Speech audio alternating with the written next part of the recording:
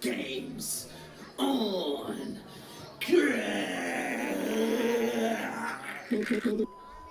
Yo, it's your boy, Krack Diesel, with Young Slapz, and I am joined with my first. Let's try that again. This is Krack Diesel with Young Take Slapz. two. I am joined by my first guest. Introduce yourself, sir. Oh, okay. I am Stephen Harris, comic book illustrator of books like Watson and Holmes, Michael Cray, Aztek from DC Comics back in the day. Did a little short stint on Voltron, and I'm do Stats. Yeah. These are stats. Okay, right drop here. it, drop it, These are drop it. stats. Okay. Yeah, I do a couple creator-owned books. One called Ajala, a series of adventures, and my own book called Brotherhood of the Fringe. Okay. That's what I'm talking about. Hey, he dropped. We're here at Mecca Con 2019. And this is not your first Mecca Con. No, it started in 2014. I've done all of them except the one. I did all of them except one, in 2015. Okay. So you're a Mecca Con OG. I guess you could say that, yeah. We are just now finding out about Mecca Con. Oh, yeah? Yeah. Had no idea. I would have been here every year had I known. Oh, yeah. Had no idea it existed. Most of no the years idea. it was at the library, but the first year was at the center in downtown Detroit. I'm about to say downtown Brooklyn. Downtown Detroit. I forgot what it was called, though, but that's where she was the first year. Okay, so Steve, okay. I want to start from the very beginning, as I do with all guests, Okay. and talk about inspiration. Inspiration. How did this all start? How did we get here at Mecca Con 2019? Me buying some of these prints off you because they were fire. I gotta Very shout nice you prints. out. Very nice prints. First prints that I saw, I was like, all right, I gotta get them. Well, the prints in particular. Okay, you got the Wolverine. And Yeah, Wolverine, Black Panther, and Misty. You got Misty Stone and Misty Knight and Luke Cage. Cage, Misty right. Oh, not Misty Wrong, Stone, buddy. wrong podcast for that. Oh, boy. Yeah, Misty Wrong Knight, Luke pod- Cage. I thought that might be the ex-girlfriend or something. Man. Okay, but yes, those particular prints were inspired from the Luke Cage Knight, the Cage and Knight print was inspired from the Luke Cage Netflix series. So I based the imagery based off of their look off of the TV show. Yeah. The Wolverine Black Panther one. It was an idea I had, and it just based. It was as I was drawing it, which was like 2014 or 2013. I'm not sure when. Maybe a little later. It was just before I had it colored. Before I colored it, they actually met in a comic book. Okay. They actually fought over Storm, and for those old comic heads who go back in the day, it was drawn by an artist named Alan Davis, and they fought to a standstill, so no one won in that confrontation. And I think they were in Wakanda when they fought too. So I just draw it just before they fought each other. Okay. And you want to know my inspirations as an artist as well? Or Yeah, Okay. please. Start from the beginning. Oh, the beginning. From the beginning. All right. My life changed when I saw Star Wars. Okay. That's what I'm. Hey, Hey. what happened when you saw Star Wars? Your life changed. I was Man. I want to add some context. He's saying that because I'm not a Yeah. big Star Wars fan. Yeah. Sure, a lot of people's lives changed. Well, I'm I'm one of the ones where I saw it when it came out in movie theaters. Exact. See, you're different. There's. I have say a I'm- real you- problem. You say with I'm some older. of the- It's okay. Hey man, look. Yeah, you're a little bit older, but look, I have a problem with some of the fans who really had no concept of those first three movies and who have just been told Star Wars is like the best thing and really have no other point of reference. I never said that. There's certain people. I never said that. I won't say it's him, but there is a certain segment of people who really were only there for the prequel series and act like the it's the prequels. greatest thing on Earth. And you know it's not the greatest thing on Earth because those movies were not that great. They weren't. They were They were enjoyable. visually, beautiful. yeah. But as far as story, slow, plotting, I wasn't a fan. Until You hate pod racing. It's okay. I like the third one the best. The third but one, yeah. The first one was just bad. Oh my. I mean, the main bad part about it was the little boy. And I feel bad that he got such flack. He did. And he's young. He was young. Yeah, it's like what do you want him to do? And then the second one was just too long, and it was the love narrative was just like unbelievable. Oh, And it was horribly performed. it was bad. Yeah. And for 1 minute it's like, nah. The next week, and she's like, oh, I love you. So it was kind of forced. Thank you. Yeah. Thank you. OG Star Wars fan, he understands what I'm saying. So that He understands. You've been pretty disrespectful to the Star Wars series, listen, buddy. I will clarify. Look, I will clarify for anyone who's hearing this for the first time. That first trilogy, it's a good set of movies. I wasn't there when it came out. It wasn't. It's a different thing. When Star Wars first came out, I understand how cutting edge it was at the time that it came out. I seen this. It was like early 90s. I was born in 86. I have no recollection of it until early 90s. I was like, oh, okay, I like Yoda and Chewbacca. I love those. If it wasn't for Star Wars, you wouldn't have got those great prints today. Whatever. Go ahead, continue. So when Star Wars changed your life. 85, I lost my virginity. Oh my goodness! Hey, I wasn't even born yet. I was about 4. I was about what 3 years out. I might have been in the belly. I was 3 years away. I was 3 years away. Wow. Okay, so Star Wars, right? I was like 7, 8 years old when it came out. 8 years old. See, this is a formative year. And it blew my mind. The X-Wing fighters, man. I love the X-Wing fighters. And after that, I was always drawing, but that changed my course from drawing like regular battle scenes with tanks and stuff to like space opera type stuff. And then that led into Japanese animation, which was my favorite was an animation called Star Blazers. It was called Star Blazers here, but in Japan it was called Space Battleship Yamato. Okay. And so I was always drawing spaceships and fighter planes and whatnot, and big scene drawings of these space battles, as well as Battle of Planets, which is called Gotcha Man in Japan. Okay. Heard And of that for sure. yeah, he was called Battle of the Planets. And so then over the years, I wanted to start telling a story with my art, but animation was too much work. So the next best thing was comic books, and I was collecting the Star Wars comic books, which led to another comic book I was collecting called Shogun Warriors, these big Shogun Warrior toys I collected when I was a little kid. And then I started collecting, after about a few years of gap in between, I started collecting superhero comics. And the main one was X-Men. And that also, and I collected comics for two reasons. One, because I saw X-Men on the Spider-Man cartoon, the X-Men group on the Spider-Man cartoon with Spider-Man and his amazing friends. And I wanted to learn how to draw people, because I wasn't drawing people up until that point, and that was around between junior high school and high school. And so I picked up some comics, started paying attention to the artists who were drawing these comics, and started being influenced by them, such as artists. I don't know if you guys collect comics, Law? He does. He collects the comics. I got a lot. I would have had a lot more. If your parents didn't throw them away. Okay. I always hear that story. You already know. But you already know. I was fortunate. I've heard that story a lot, but I was. That's happened to a lot of kids. Yeah, I wasn't victimized like that. I'm very fortunate. Yeah, my mom was throwing away all of my nerd toys and memorabilia. comics, man. It's a lot of stuff from my past that got thrown away. Wow. Yep. So maybe some people know the artists I'm going to refer to, like Paul Smith was the X-Men artist, John Ridley Jr., Barry Winston Smith. A key influence of mine was an artist named Argentina, and also they call him Mr. DC Comics, named Garcia Lopez. Then another brother, there's a brother named Larry Stroman, who's a very key influence on me.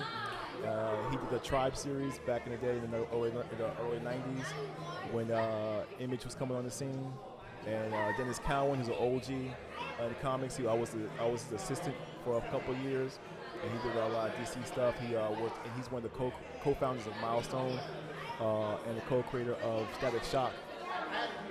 And along with indeed, and Michael Davis.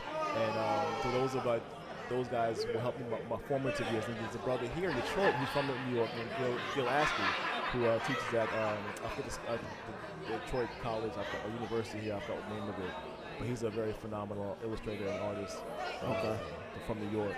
So those things, and then later on, as I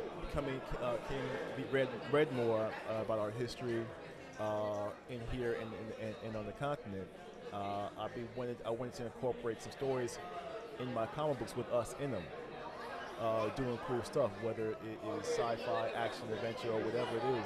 I want to incorporate us in what we do, our mannerisms, our nuances, our culture, our history in the books, in the fictional action adventure, space opera, fantasy type of way. Yeah.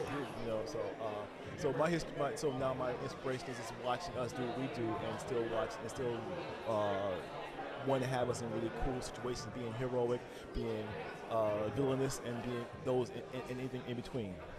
Okay. So you're originally from New York? I grew up in Jersey. I spent most of my adult life in New York. Okay. New York is interesting because it seems like it's a comic book mecca. It's like everything is set there. Even in comics, it seems like New York is the place. That's the location. Yeah. I mean, it started branching out. I know X-Men were in New York for a while. They were in Westchester County, in upstate New York, and then they moved to San Francisco for a spell in the comic books. So I know at some point comics were trying to get out of New York, or just spread the love throughout the country a little bit. At least that's how I saw it. How did that play into just the narratives you were creating graphically? You know what? Okay, when I was first doing samples to get companies and editors of comic book companies noticing me, I did a sample that featured Black Lightning, but had him had his short dreads on his top of his head. And I drew, the buildings, and a lot of editors were like, were impressed by the way I drew buildings, and so that got me noticed in the comic book industry a little bit. So they started putting me on like urban-oriented books, books that took place in the city with buildings, and they like the way I draw my buildings. In addition to the way I like to draw, in addition of them liking the way I drew it overall. Okay. Yeah. Dope. As far as current projects, can you go into what it is that you're working on currently? Yeah, currently I'm working on a project with this gentleman on the West Coast called Indigo Clan, and it is a metaphysical martial arts action adventure, and it features characters from all around the world, from Oakland to Brazil to West Asia, and they go all over the world. Well, right now they're going throughout the Western Hemisphere, fight this ancient evil. Okay. Yeah, so that's what I'm doing now. Sounds dope. Can you talk about just your experience with Mecca Con, the importance that events like this have within the culture? Oh, absolutely, because this along with a lot of other cons that are happening that focus around us, they give us a direct link to you guys, the community. And as beforehand, it was like black artists and black comic book artists were always taught to hold back or make your stuff universal, which is cool for making it more white. Yeah. Or take out what makes you you, or make you a black man or black woman. Make it safe. Yeah, make it safe. Make you a black version of a white person. Right. And they say, and they use words like universal, regular. Just the like coding. Yeah. And so, and the gatekeepers are comic book stores, because comic book stores are owned by nerds who have a certain vision of what they think a comic book is, and they'll say they may not want to put their stuff in stores, or may have problems with editors at comic book companies getting you in. And so, when we have these conventions like this, we're talking right to you, and so. Instead of someone saying what you all want, you tell us what you want. And not only that, we have a vision. As artists, we have a vision. We say, this is what I envision. This is my vision. Can you dig it? Do you like it? Right. And so we're here. We pitch our stories to you. You find it interesting, compelling, and you decide whether you want it or not. Yeah. And then there's social media. We go on social media, tell you what we have, and show the images, show the work, and say, can you get with this? You rock with this? And they say yay or nay. And so we don't need. And then Kickstarters, Indiegogo, social crowdfunding. So all that together puts the power in our hands and your hands, the community, to have your voices heard, have your visions poured out, and what you want to see us being like out in the ethers, out in the marketplace, and then now we have people like in film that can make that reality too. Like Issa Rae, like other filmmakers and TV stars. We have people starving for content. So these things can branch out and go further than comics, and help us see ourselves in this light. Like Black Panther was huge. It's not owned by us, but the vision is us. Yeah, Right. Clearly. that's important. Right. Yeah, so Very what important. you want to say it was created by Jack Kirby and Stan Lee, well, yeah, it was, but you can't ignore what brother, Ryan Coogler did, and the team he put together and the vision he put forth, and how if you want to hate on it, you can't hate on it but so much, because you saw how we reacted to it. Yeah. Oh, It no, was beautiful. Black Panther was Yeah. Amazing. And it's man. not- moment. and it- Like, dope. it's a moment in the culture. Yeah, and it's like when, and you take it back to when Spike Lee came out, right? People would, and because he was the only one at the time, after the black exploitation movement, he was the only one, the first one at the time, or very few that made it to a wide audiences, and we wanted to put everything on Spike Lee, So it's like some people want to see everything in the Black Panther, but these things are a catalyst for something more. Yeah. And then you get a greater version of what other people want to see. Then you have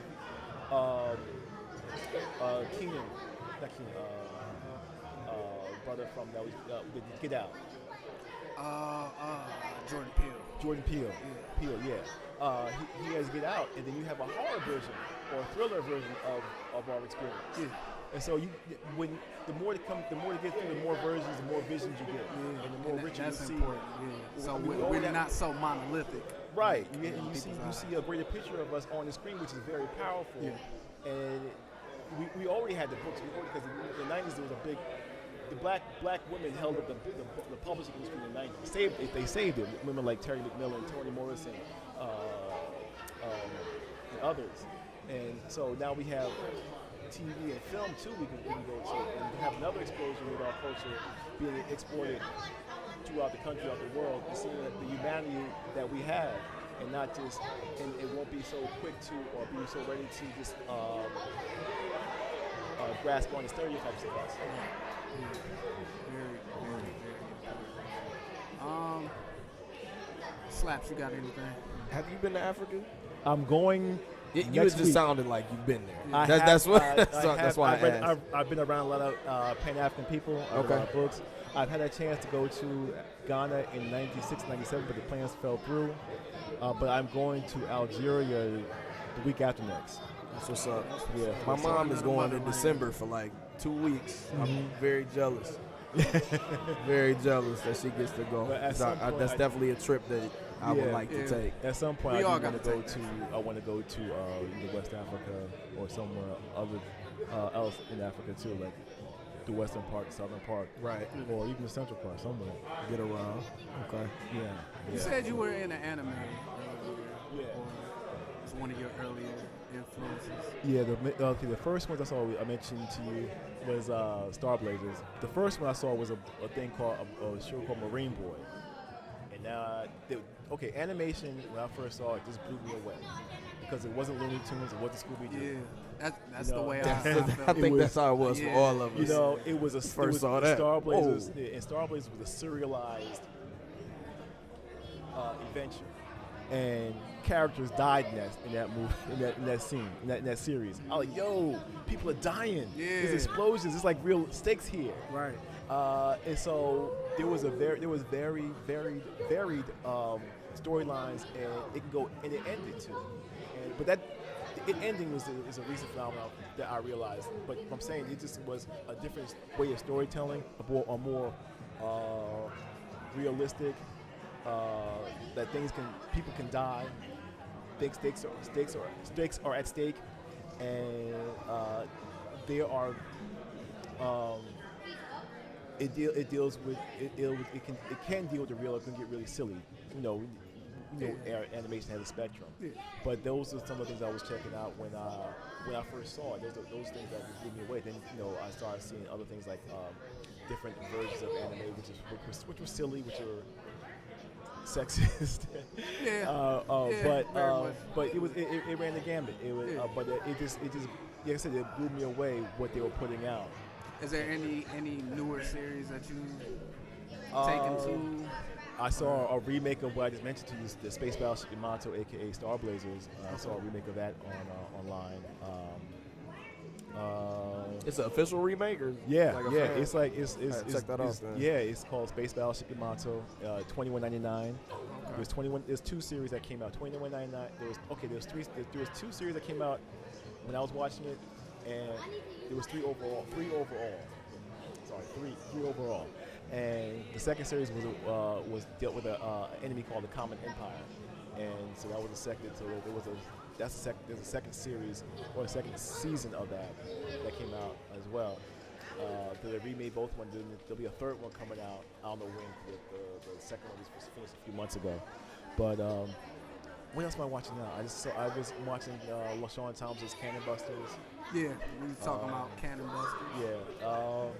What you feel about it? I like that it's out there. It's great. It could probably open the doors for many other shows. Yeah. I think that it's cool. I was looking for something a little bit deeper with the story. Yeah, not deeper, but just a little more exciting. But it wasn't bad. Yeah. That's been the common thing. Like I've kind of heard from people. Yeah. I definitely enjoyed it for what it was. Yeah. I think it was marketed a little bit different than what it ended up being. And I didn't really pick up the comic book. Yeah. I remember it was there. I just met with a friend of mine who a couple days ago who did the colors for some of that when it came out in the early 2000s. But I still have to finish the series. It's like 10. I think I'm on episode 8 or 9. Yeah, I just finished it. Is it 10 episodes? I think 10 episodes. Okay. I haven't checked it out. So. But I will. But I haven't. Definitely check it out and. I tell everybody. Make your mind up. Make your own mind. It's like I said, it wasn't bad. I'm not saying I'm not trashing it. It wasn't bad. It's the way it was marketed. Yeah. We expected something different. I just expected it a little bit different, but it is what it is. But I appreciate you taking your time out. Thank you for having me, guys. Very much. Thank you very much. Like I said, got me these dope prints. Let me put them back up for the camera. Yo, which way is the camera? Camera's right here. Right here. It's Okay. right here. So and it's I signed. should ask that earlier so I can look at the camera. And it's signed. And it's signed. And I got it signed. It's going in the man cave. Can't That's tell the me only place nothing. you can go. Yeah, right? we love art and prints. We clean. That's kind of like the first things we buy when we go somewhere is prints. Yeah. So is there anywhere that people can reach you? Yes. Check out your work. I am on Instagram, Twitter, and Facebook at nstephenharris on Instagram and Twitter, and on Facebook it's just nstephenharris too. And I have a like page called NS Works on Facebook as well. There you go. Shouts to you, man. This will be up on the Games on Krack page. Games on Krack. Games on Krack. It's just Krack with a K. Yeah, it's Krack with a K. Yeah, so we got the delineation. Yeah, we got a weekly podcast we do. We conning. We want our listeners to Conning. know. That's interesting. Okay, Yeah. I like that. Pod and conning. Double entendre. Right. Pod and con. The con man. So yeah, we want our listeners to know that it's black creators out here creating stuff that represents us in the right way. Yeah. You know, because we're just finding out who you are. We knew people were out there. We just didn't know how to get to them. Yeah, there's a lot of us You know out what I there, mean? man. Yeah, we just didn't know how to get to I them. didn't know black people made comic books when I was little. Like, Listen, I thought that was a white guy's job. Yeah. There's a few were out there when y'all were young, or even few when I was younger, and but when we came in this community, it started. I mean, there was black comic conventions. There was one in Chicago called Black Age, and then 10 years later, there was one in Philly called East Coast Black Age, ECBAC, and then from there it started blowing up like a little bit later. There's one in Atlanta,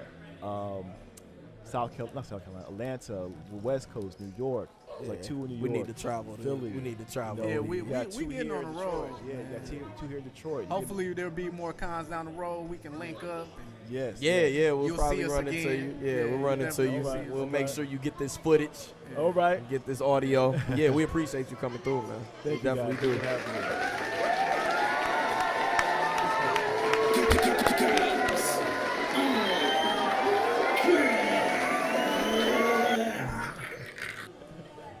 We're gonna take a short intermission. We'll be back.